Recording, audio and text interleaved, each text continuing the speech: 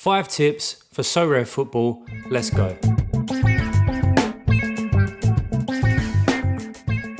Number 1, join Discord. Now, if you don't know what Discord is, think of it like a social media platform. Think of it like a WhatsApp, think of it like a Facebook Messenger, something like that, where you sign up, which is really easy to do. So just go to discord.com, create your username, create your account, and then you can start chatting with all the other Discord users. Now, the reason you want to be using Discord is because this is the place where you can start negotiating with managers and also find out other key information for some of your players, some of your teams, and some of the competitions and leagues that you're entering in. At the time of making this video, Sorare doesn't have chat functionality within the game. Hopefully that's something that they rectify moving forward, and this is exactly why you need to be using Discord. Once you've created your account on Discord, you'll get your username and put that onto your Sorare page. This is going to allow other managers to find you on Discord. They can add you, and then you can start chatting about some of maybe your listings that you've got up on the market. You can use this in the same way by going to other manager pages, adding them on Discord, and then starting the negotiations on a player that you like. I've probably saved myself around 0.3 ETH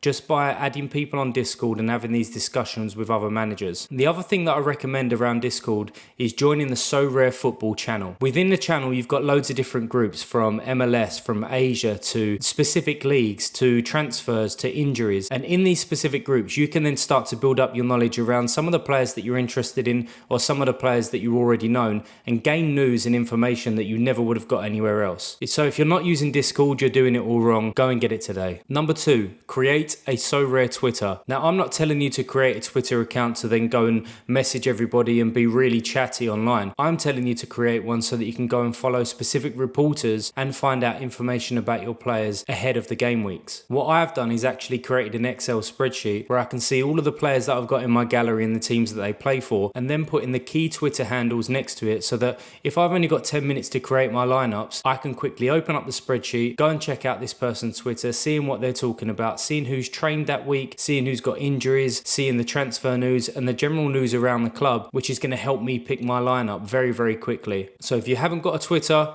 go make one, follow the key people so that you're up to date exactly with what's going on with your players and the players that your team plays for. Number 3, minimize risk when selecting your lineups. Now, if you found out some information that somebody was only back in training yesterday, you should only put them in your lineup if you're about 90-95% sure that they're going to start. Reason being, if you're out there to optimize your lineups and you want to win as many rewards as you can, then you need 5 starters. Yes, some weeks you are going to get a reward, or you are going to hit that threshold with 3 or 4 players if you're extremely lucky, but you want to take some luck away from when you're planning your lineups. You want to make sure that you have 5 starters. You want to make sure that you have 5 players in each of your lineups, which is going to enable you to compete. Now, the other way of doing it, if you've got a mid-sized gallery and you want to put 3, 4, 5 lineups out there, put the people that are at risk together. That way, if one of them doesn't play, it's almost a throwaway lineup, and it doesn't impact the lineups when you know that at least 4 of them are going to be starting. Why take that risk? We're here to win. We're here to win rewards. We're here to get the threshold. We want to be the best Sorare managers that we possibly can be,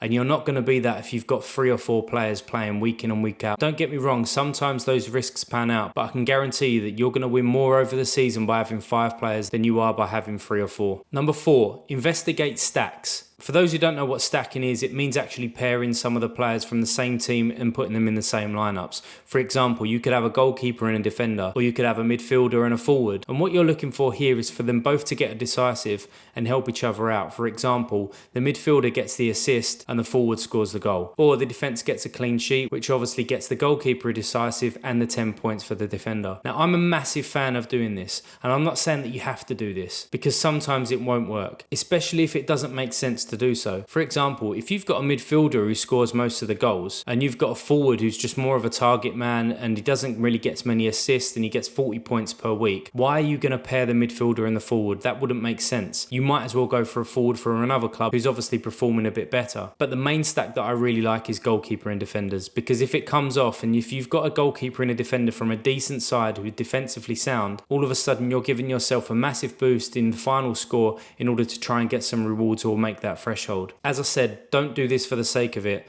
Look at the defenders, look at the goalkeeper, look at midfield, look at the forwards, look at who makes sense to pair together, who assists who frequently, who scores frequently, who has great AAs with a defender who would then match to have a goalkeeper if they get a decisive on top as well. Take a look at your lineups and see what makes sense. And finally, number 5, Choose your competitions wisely. And what I mean by this is don't put a team into a competition where you're likely to not win. Now I get it, this is football. The worst team on paper could win you one of the competitions. However, if you use Sorare data in the lineup builder, you can see the average number of points it would take to win a reward in that given competition. You can also see how the 5 people that you've selected would have got on in previous weeks. And if those 5 have never hit that mark in that competition, but has hit the mark in another competition, then obviously you want to put them into the competition where you're going to win a reward. If the average number of points to win a reward in All-Star is, say, 370, and you're putting a side into All-Star to try and win a reward and not just get the threshold, and the 5 people that you've put together have never hit 370 before, but they have hit